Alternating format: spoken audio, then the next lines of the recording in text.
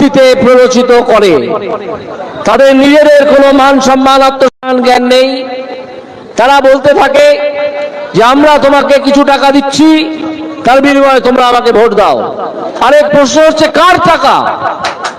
এই যে লক্ষ্মীর ভান্ডারের টাকা আপনারা পান, এই টাকা কার টাকা? মমতা ব্যানার্জির পৈতৃক সম্পত্তি তো নয়, অন্য কারো সম্পত্তি নয়। এটা পশ্চিমবঙ্গের মানুষের যে ট্যাক্সের টাকা, পশ্চিমবঙ্গের যে ফান্ডে জমা পড়ে, সার্বজনীন ফান্ড, সেখান থেকে দেয়া হয়।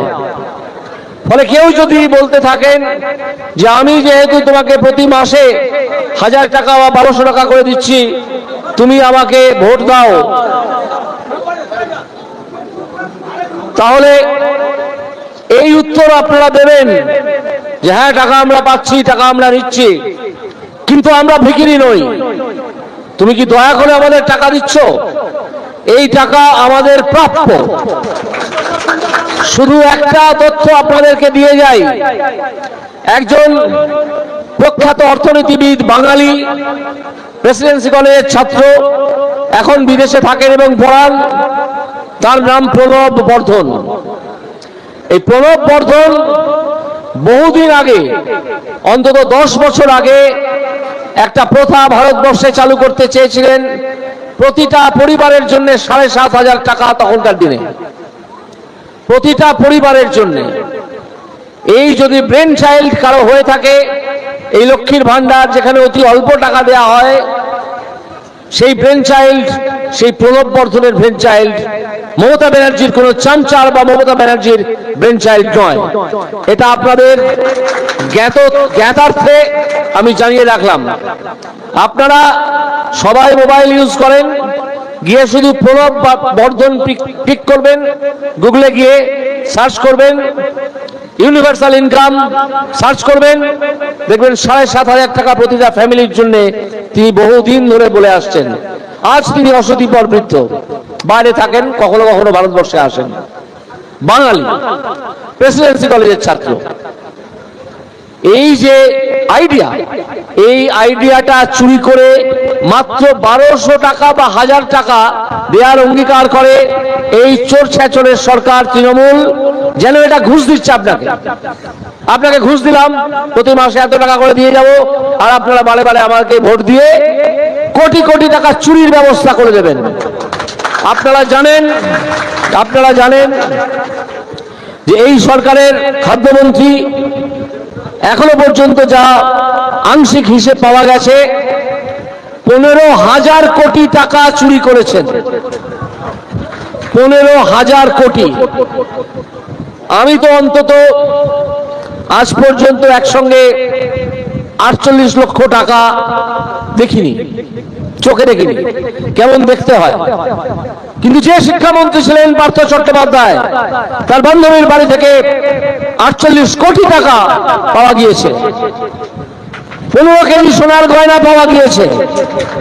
এই টাকার দাবিদার কেউ নেই। অবস্থাটা বুঝুন, 48 কোটি টাকা, 15 কেজি গয়না, সোনার গয়না। যার যে বান্ধবীর বাড়ি থেকে পাওয়া গেছে, তিনি এদিকে জানিয়ে দিয়েছেন যে এই টাকা আমার নয়, এই টাকা পার্থবাবুর টাকা। আর পার্থবাবু বলেছেন যে এই টাকা আমার নয়। তাহলে টাকাটা কোত্থেকে এলো?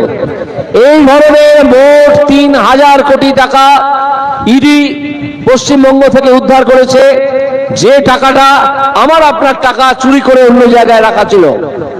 তাই সেদিন নরেন্দ্র মোদীজি একটা টেলিফোন বার্তায় আমাদের কৃষ্ণনগরের প্রার্থীকে জানিয়েছেন যে আমি আইনি পরামর্শ নিচ্ছি, এই টাকা পশ্চিমবঙ্গের দরিদ্র মানুষ যাদেরকে বঞ্চিত করে এই টাকা সরিয়ে রাখা হয়েছিল, তাদের কাছে ফেরত দিয়ে দেওয়া যায় কিনা আমি দেখছি।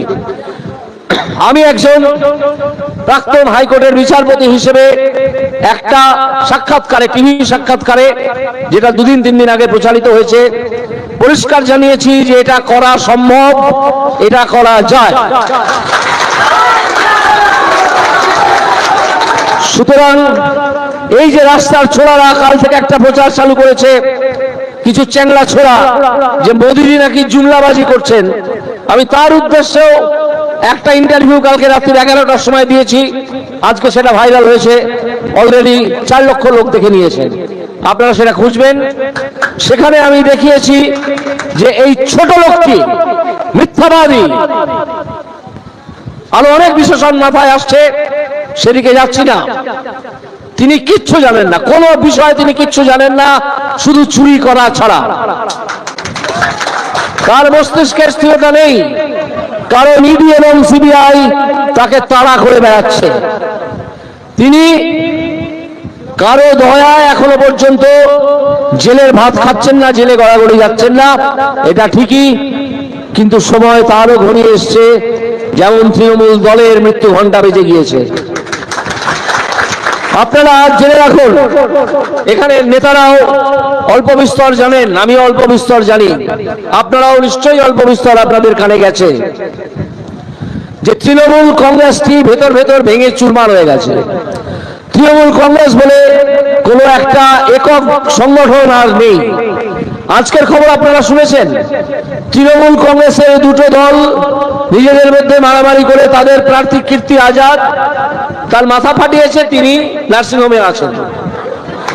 আমি তো সকাল থেকে এতগুলো পরিক্রমা করলাম, এতগুলো পরিক্রমা করলাম, এতগুলো সভায় গেলাম, কেউ তো আমাকে আক্রমণ করেননি, কোনো কিছু দিয়ে আক্রমণ করেনি। হ্যাঁ, আক্রমণ করেছেন, নরম গাঁদা ফুলের পাপড়ি আমার দিকে ছড়েছেন। এইটাই হচ্ছে বিজেপির সঙ্গে ওই চোর ছেচরের দলের তফাৎ। বিজেপি সমর্থকরা, সাধারণ মানুষ, তারা বিজেপি প্রার্থীকে যেখানে ফুলের পাপড়ি উপহার দেন, আর সে হাজার হাজার ফুলের পাপড়ি, সে আপনারা জানেন, সেখানে তৃণমূলের দুটো গোষ্ঠী মারামারি করে তাদের প্রার্থীর মাথা ফাটিয়ে দেয়, তাকে হসপিটালে চলে যেতে হয়। এই হচ্ছে তৃণমূল, এই হচ্ছে তৃণমূল।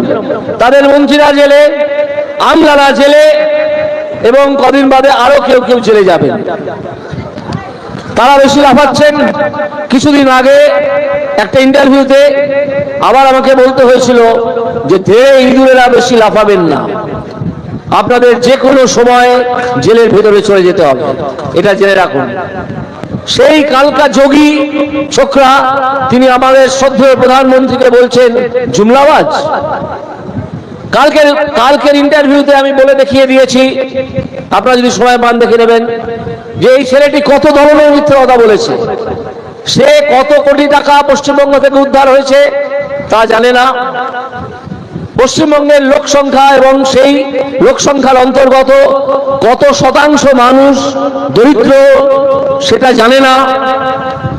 এই টাকাকে সেই দরিদ্র মানুষকে দিয়ে ভাগ করলে, মানুষের সংখ্যা দিয়ে ভাগ করলে কত হয় জানে না, কারণ সে ভাগ করতেই জানে না। কোথাও থেকে ডিগ্রি ফিগ্রি কিনে এনেছে এবং সে জানে না যে এই টাকা কিভাবে মানুষের হাতে পৌঁছে দেওয়া যায়। অথচ সে চড়া গলায় আমাদের প্রধানমন্ত্রীকে গালাগাল করছে। এই সব চোর, ছেচর, তোলাবাজ, দালাল, দুর্নীতিগ্রস্ত মানুষ, তাদের বিরুদ্ধে আপনারা রুখে দাঁড়ান। আজকে একটা সভা করছিলাম, তখন জানতে পারলাম যে পুলিশ কিভাবে জুলুম চালাচ্ছে নার্সিংহোমের কিছু মানুষের উপরে। নার্সিংহোম নয়, আমি ভুল বললাম, কিছু হোসিয়ারি প্রোডাক্ট যারা এখান থেকে অন্যান্য জায়গায় পাঠাচ্ছেন, তাদের উপর কিভাবে পুলিশি জুলুম হচ্ছে। আমি বলেছি আপনারা এটা নিয়ে উচ্চতর নেতৃত্ব এখানে যারা আছেন তাদের সঙ্গে আলোচনা করুন, আমিও আছি। আন্দোলনের পথে থেকে এই পুলিশি জুলুম আমরা এখান থেকে উৎখাত করব। এই পুলিশি জুলুম তৃণমূল সরকারের সঙ্গে সঙ্গে তাকে ওই জুলুমটাকে ছুঁড়ে ফেলে দিতে হবে, এটা চলবে না। আপনারা অঙ্গীকারবদ্ধ হন, জোটবদ্ধ হন। আপনাদের পরিচিত বন্ধু, আত্মীয় এবং আরো যারা আছেন, পশ্চিমবঙ্গের বিভিন্ন জেলায় বাস করেন বা পশ্চিমবঙ্গের বাইরে বাস করেন, তাদের এইটুকু বার্তা অন্তত দিয়ে দিন যে আবকি বার 400 পার। ভোটটা দিন বিজেপিকেই ভোট দিতে হবে, কারণ অন্য কোনো দল এখানে আর নেই যারা সৎভাবে সরকার চালাতে পারে। আর এই লোকসভা ভোট একটা প্রথম পদক্ষেপ, যেখানে আমরা তৃণমূল সরকারকে নোটিশ দিয়ে দেবো যে তোমাদের দিন শেষ। আমরা যদি 25-26টা আসন পাই, আমার ব্যক্তিগত ধারণা তার চেয়ে অনেক বেশি পাবো। যদি 25-26টা আসন পাই, তাহলে জেনে রেখে দেবেন এই তৃণমূল দুর্নীতিগ্রস্ত চোর ছেচরের সরকার আগামী ডিসেম্বর মাস অব্দিও চলবে না, তার আগেই ভেঙে পড়ে যাবে। যারা আজকে তৃণমূল করছেন, সেই সব বাচ্চা ছেলেরা, যুবক এবং আরো কিছু মানুষ, তাদের কানে কানে বলে দেবেন যে তোমাদের দিন শেষ, আর তৃণমূল করতে যেও না। তৃণমূল করা শেষ, তোমাদের দৌরাত্ম্য শেষ। এবার একটু ভদ্রভাবে যার যার নিজের বাড়িতে বসে থাকো, না হলে এমন আন্দোলনের সামনে পড়বে যে তোমাদের বিভিন্ন রকমের অসুবিধার সৃষ্টি হবে। সাধারণ মানুষকে তোমরা অনেক উত্ত্যক্ত করেছো, অনেক তোলাবাজি করেছো, মানুষকে প্রকৃত চাকরির সুযোগ থেকে বঞ্চিত করেছো, মানুষের থালা থেকে অন্ন কেড়ে নিয়েছো, আরো অনেক কাণ্ড করেছো, যা সব আপনাদের সামনে বলা যাবে না। কারণ মূলত আমি দেখছি এখানে মহিলারা বসে আছেন, সকাল থেকেই দেখছি যে বহু মহিলা যেভাবে বিজেপির এই মিটিংগুলোতে উপস্থিত হচ্ছেন, তাতে আমার তো মাথা নত করতে হইতে ইচ্ছে করছে এবং কবি করছি আপনাদের পায়ের কাছে। যে এই মহিলা শক্তি ছাড়া, এই মহিলা শক্তি এবং এই গৃহস্থ শক্তি ছাড়া এই দুর্বৃত্তদের হাঁটানো যাবে না। তো সেই সব দুর্বৃত্তদের বলে দিন, যারা এখনো তৃণমূল কংগ্রেস করে, তোমাদের দিন শেষ, আর তৃণমূল কংগ্রেস করতে যেও না, যে যার নিজের বাড়িতে বসে থাকো। সন্দেশখালীর কথা আমাকে একজন বন্ধু এইমাত্র মনে করিয়ে দিলেন 5 থেকে। আর নতুন করে কিছু বলার আছে সন্দেশখালী সম্বন্ধে? কিভাবে রাত্রি 12টায় পিঠে খেতে ইচ্ছে হয় কিছু গুন্ডা বদমাশের, এবং তার জন্য গৃহস্থ বাড়ির সদস্যদের ডেকে নিয়ে যাওয়া হয়, আমার নিজেরই বলতে লজ্জা করছে। আপনাদের সামনে আমি কি বলি? যাই হোক, খানিকটা হ্যাঁ ছোট শাহজাহান তৈরি হয়েছে, চলে এসছে। আর একজন কেষ্ট, তিনি আজকে তিহার জেলে গড়াগড়ি খাচ্ছেন। যাই হোক, আমার বক্তব্য আর দীর্ঘায়িত করবো না। আমি যেটুকু আপনাদের সামনে তুলে ধরতে চেয়েছিলাম সেটুকু তুলে ধরলাম। এইটুকু বিশ্বাস করতে শুরু করুন যে তৃণমূল বলে কোনো বস্তু আর অবশিষ্ট থাকছে না। আপনারা শুধু বিজেপিকে জেতান। আপনাদের সকলকে আন্তরিক শুভেচ্ছা ও প্রণাম জানিয়ে খুব গুরুত্বপূর্ণ কতগুলো কথা, যা না বললেই নয়, সেইগুলো বলতে হবে।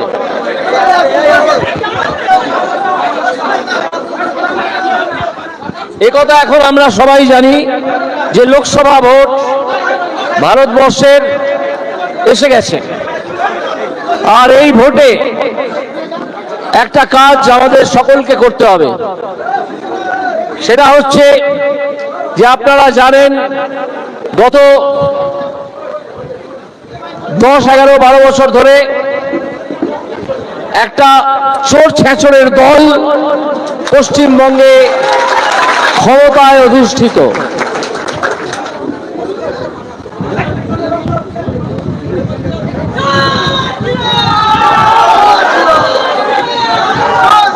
চোর ছেচরের একটা দল,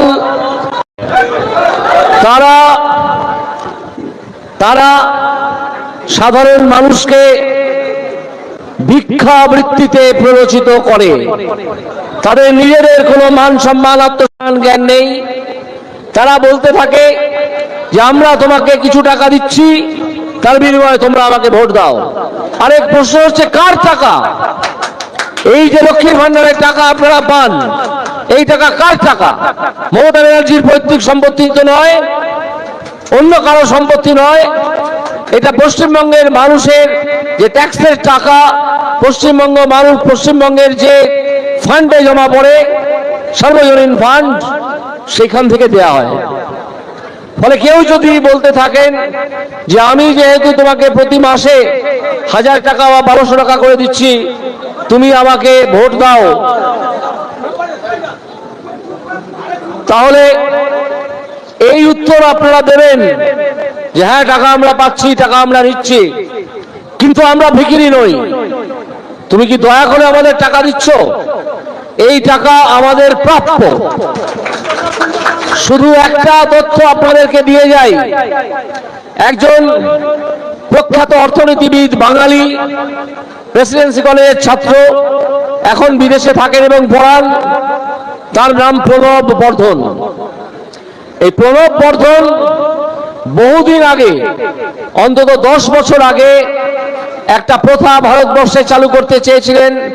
প্রতিটা পরিবারের জন্য 7,500 টাকা, তখনকার দিনে প্রতিটা পরিবারের জন্য। এই যদি ব্রেন চাইল্ড কারো হয়ে থাকে, এই লক্ষ্মীর ভান্ডার যেখানে অতি অল্প টাকা দেয়া হয়, সেই ব্রেন চাইল্ড, সেই প্রণব বর্ধনের ব্রেন চাইল্ড। মমতা ব্যানার্জির কোন চামচার বা মমতা ব্যানার্জির ব্রেন চাইল্ড নয়। এটা আপনাদের জ্ঞাতার্থে আমি জানিয়ে রাখলাম। আপনারা সবাই মোবাইল ইউজ করেন, গিয়ে শুধু প্রণব বর্ধন ক্লিক করবেন, গুগলে গিয়ে সার্চ করবেন, ইউনিভার্সাল ইনকাম সার্চ করবেন, দেখবেন 7,500 টাকা প্রতিটা ফ্যামিলির জন্য তিনি বহুদিন ধরে বলে আসছেন। আজ তিনি অসতি পর বৃদ্ধ, বাইরে থাকেন, কখনো কখনো ভারতবর্ষে আসেন। বাঙালি, প্রেসিডেন্সি কলেজের ছাত্র। এই যে আইডিয়া, এই আইডিয়াটা চুরি করে মাত্র 1200 টাকা বা 1000 টাকা দেওয়ার অঙ্গীকার করে এই চোর ছেচরের সরকার তৃণমূল। যেন এটা ঘুষ দিচ্ছে আপনাকে ঘুষ দিলাম, প্রতি মাসে এত টাকা করে দিয়ে যাব, আর আপনারা বারে বারে আমাকে ভোট দিয়ে কোটি কোটি টাকা চুরির ব্যবস্থা করে দেবেন। আপনারা জানেন যে এই সরকারের খাদ্যমন্ত্রী এখনো পর্যন্ত যা আংশিক হিসেব পাওয়া গেছে, 15,000 কোটি টাকা চুরি করেছেন। 15,000 কোটি। আমি তো অন্তত আজ পর্যন্ত, বাঙালি, প্রেসিডেন্সি কলেজের ছাত্র। এই যে আইডিয়া, এই আইডিয়াটা চুরি করে মাত্র 1200 টাকা বা 1000 টাকা দেওয়ার অঙ্গীকার করে এই চোর ছেচরের সরকার তৃণমূল। যেন এটা ঘুষ দিচ্ছে আপনাকে ঘুষ দিলাম, প্রতি মাসে এত টাকা করে দিয়ে যাব, আর আপনারা বারে বারে আমাকে ভোট দিয়ে কোটি কোটি টাকা চুরির ব্যবস্থা করে দেবেন।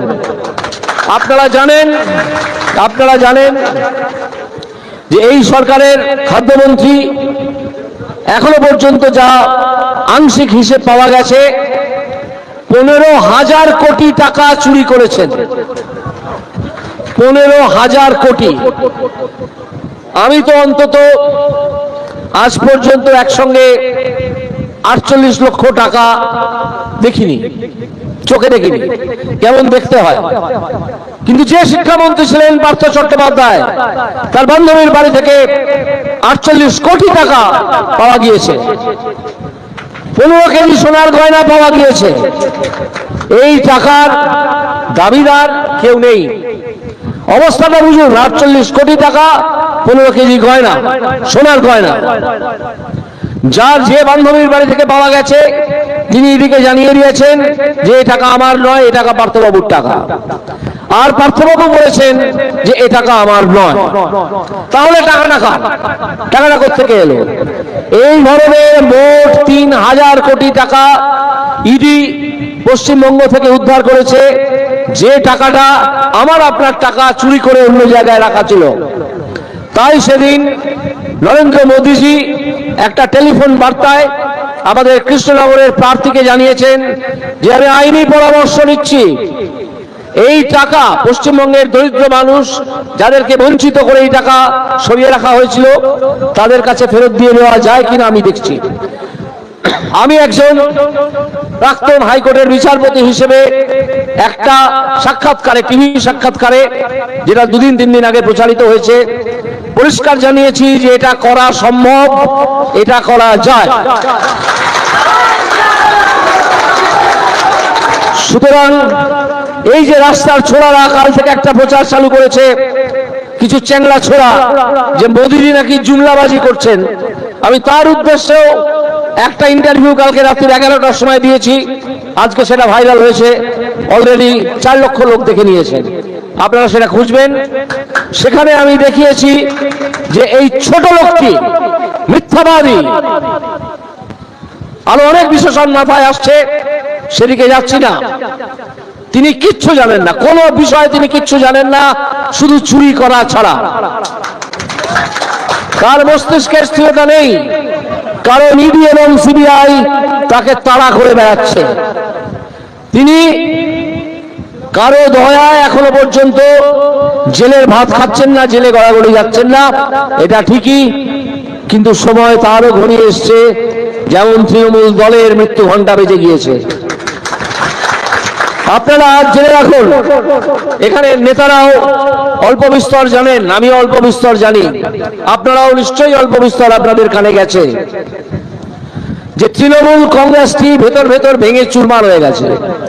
তৃণমূল কংগ্রেস বলে কোনো একটা একক সংগঠন আর নেই। আজকের খবর আপনারা শুনেছেন, তৃণমূল কংগ্রেসের দুটো দল নিজেদের মধ্যে মারামারি করে তাদের প্রার্থী কীর্তি আজাদ, তার মাথা ফাটিয়েছে, তিনি নার্সিংহোমে আছেন। আমি তো সকাল থেকে এতগুলো পরিক্রমা করলাম, এতগুলো পরিক্রমা করলাম, এতগুলো সভায় গেলাম, কেউ তো আমাকে আক্রমণ করেননি, কোনো কিছু দিয়ে আক্রমণ করেননি। হ্যাঁ, আক্রমণ করেছেন, নরম গাঁদা ফুলের পাপড়ি আমার দিকে ছড়েছেন। এইটাই হচ্ছে বিজেপির সঙ্গে ওই চোর ছেঁচড়ের দলের তফাৎ। বিজেপি সমর্থকরা, সাধারণ মানুষ, তারা বিজেপি প্রার্থীকে যেখানে ফুলের পাপড়ি উপহার দেন, আর সে হাজার হাজার ফুলের পাপড়ি, সে আপনারা জানেন, সেখানে তৃণমূলের দুটো গোষ্ঠী মারামারি করে তাদের প্রার্থীর মাথা ফাটিয়ে দেয়, তাকে হসপিটালে চলে যেতে হয়। এই হচ্ছে তৃণমূল, এই হচ্ছে তৃণমূল। তাদের মন্ত্রীরা জেলে, আমলারা জেলে, এবং কদিন বাদে আরো কেউ কেউ জেলে যাবেন। তারা বেশি লাফাচ্ছেন। কিছুদিন আগে একটা ইন্টারভিউতে আবার আমাকে বলতে হয়েছিল যে ধীরে ইঁদুরেরা বেশি লাফাবেন না, আপনাদের যে কোনো সময় জেলের ভেতরে চলে যেতে হবে, এটা জেনে রাখুন। সেই কালকা যোগী ছোকরা, তিনি আমাদের শ্রদ্ধেয় প্রধানমন্ত্রীকে বলছেন জুমলাবাজ। কালকের ইন্টারভিউতে আমি বলে দেখিয়ে দিয়েছি, আপনারা যদি সময় পান দেখে নেবেন, যে এই ছেলেটি কত ধরনের মিথ্যে কথা বলেছে। সে কত কোটি টাকা পশ্চিমবঙ্গ থেকে উদ্ধার হয়েছে তা জানে না, পশ্চিমবঙ্গের লোক সংখ্যা এবং সেই লোক সংখ্যার অন্তর্গত কত শতাংশ মানুষ দরিদ্র সেটা জানে না। এই টাকাকে সেই দরিদ্র মানুষকে দিয়ে ভাগ করলে, মানুষের সংখ্যা দিয়ে ভাগ করলে কত হয় জানে না, কারণ সে ভাগ করতেই জানে না। কোথাও থেকে ডিগ্রি ফিগ্রি কিনে এনেছে এবং সে জানে না যে এই টাকা কিভাবে মানুষের হাতে পৌঁছে দেওয়া যায়। অথচ সে চড়া গলায় আমাদের প্রধানমন্ত্রীকে গালাগাল করছে। এই সব চোর, ছেচর, তোলাবাজ, দালাল, দুর্নীতিগ্রস্ত মানুষ, তাদের বিরুদ্ধে আপনারা রুখে দাঁড়ান। আজকে একটা সভা করছিলাম, তখন জানতে পারলাম যে পুলিশ কিভাবে জুলুম চালাচ্ছে নার্সিংহোমের কিছু মানুষের উপরে। নার্সিংহোম নয়, আমি ভুল বললাম, কিছু হোসিয়ারি প্রোডাক্ট যারা এখান থেকে অন্যান্য জায়গায় পাঠাচ্ছেন, তাদের উপর কিভাবে পুলিশি জুলুম হচ্ছে। আমি বলেছি আপনারা এটা নিয়ে উচ্চতর নেতৃত্ব এখানে যারা আছেন তাদের সঙ্গে আলোচনা করুন, আমিও আছি। আন্দোলনের পথে থেকে এই পুলিশি জুলুম আমরা এখান থেকে উৎখাত করব। এই পুলিশি জুলুম তৃণমূল সরকারের সঙ্গে সঙ্গে তাকেও জুলুমটাকে ছুঁড়ে ফেলে দিতে হবে, এটা চলবে না। আপনারা অঙ্গীকারবদ্ধ হন, জোটবদ্ধ হন। আপনাদের পরিচিত বন্ধু, আত্মীয় এবং আরো যারা আছেন, পশ্চিমবঙ্গের বিভিন্ন জেলায় বাস করেন বা পশ্চিমবঙ্গের বাইরে বাস করেন, তাদের এইটুকু বার্তা অন্তত দিয়ে দিন যে আব কি বার 400 পার। ভোটটা দিন বিজেপিকেই ভোট দিতে হবে, কারণ অন্য কোনো দল এখানে আর নেই যারা সৎভাবে সরকার চালাতে পারে। আর এই লোকসভা ভোট একটা প্রথম পদক্ষেপ, যেখানে আমরা তৃণমূল সরকারকে নোটিশ দিয়ে দেবো যে তোমাদের দিন শেষ। আমরা যদি 25-26টা আসন পাই, আমার ব্যক্তিগত ধারণা তার চেয়ে অনেক বেশি পাবো। যদি 25-26টা আসন পাই, তাহলে জেনে রেখে দেবেন এই তৃণমূল দুর্নীতিগ্রস্ত চোর ছেচরের সরকার আগামী ডিসেম্বর মাস অব্দিও চলবে না, তার আগেই ভেঙে পড়ে যাবে। যারা আজকে তৃণমূল করছেন সেই সব বাচ্চা ছেলেরা, যুবক এবং আরো কিছু মানুষ, তাদের কানে কানে বলে দেবেন যে তোমাদের দিন শেষ, আর তৃণমূল করতে যেও না, তৃণমূল করা শেষ, তোমাদের দৌরাত্ম্য শেষ, এবার একটু ভদ্রভাবে যার যার নিজের বাড়িতে বসে থাকো, না হলে এমন আন্দোলনের সামনে পড়বে যে তোমাদের বিভিন্ন রকমের অসুবিধার সৃষ্টি হবে। সাধারণ মানুষকে তোমরা অনেক উত্ত্যক্ত করেছো, অনেক তোলাবাজি করেছো, মানুষকে প্রকৃত চাকরির সুযোগ থেকে বঞ্চিত করেছো, মানুষের থালা থেকে অন্ন কেড়ে নিয়েছো, আরো অনেক কাণ্ড করেছো, যা সব আপনাদের সামনে বলা যাবে না। কারণ মূলত আমি দেখছি এখানে মহিলারা বসে আছেন, সকাল থেকেই দেখছি যে বহু মহিলা যেভাবে বিজেপির এই মিটিংগুলোতে উপস্থিত হচ্ছেন, তাতে আমার তো মাথা নত করতে হইতে ইচ্ছে করছে এবং কবি করছি আপনাদের পায়ের কাছে, যে এই মহিলা শক্তি ছাড়া, এই মহিলা শক্তি এবং এই গৃহস্থ শক্তি ছাড়া এই দুর্বৃত্তদের হাঁটানো যাবে না। তো সেই সব দুর্বৃত্তদের বলে দিন, যারা এখনো তৃণমূল কংগ্রেস করে, তোমাদের দিন শেষ, আর তৃণমূল কংগ্রেস করতে যেও না, যে যার নিজের বাড়িতে বসে থাকো। সন্দেশখালীর কথা আমাকে একজন বন্ধু এইমাত্র মনে করে দিলেন পাশ থেকে। আর নতুন করে কিছু বলার আছে সন্দেশখালী সম্বন্ধে? কিভাবে রাত্রি 12টায় পিঠে খেতে ইচ্ছে হয় কিছু গুন্ডা বদমাশের, এবং তার জন্য গৃহস্থ বাড়ির সদস্যদের ডেকে নিয়ে যাওয়া হয়, আমার নিজেরই বলতে লজ্জা করছে, আপনাদের সামনে আমি কি বলবো। যাই হোক, খানিকটা হ্যাঁ ছোট শাহজাহান তৈরি হয়েছে, চলে এসছে, আর একজন এসছ, তিনি আজকে তিহার জেলে গড়াগড়ি খাচ্ছেন। যাই হোক, আমার বক্তব্য আর দীর্ঘায়িত করবো না, আমি যেটুকু আপনাদের সামনে তুলে ধরতে চেয়েছিলাম সেটুকু তুলে ধরলাম। এইটুকু বিশ্বাস করতে শুরু করুন যে তৃণমূল বলে কোনো বস্তু আর অবশিষ্ট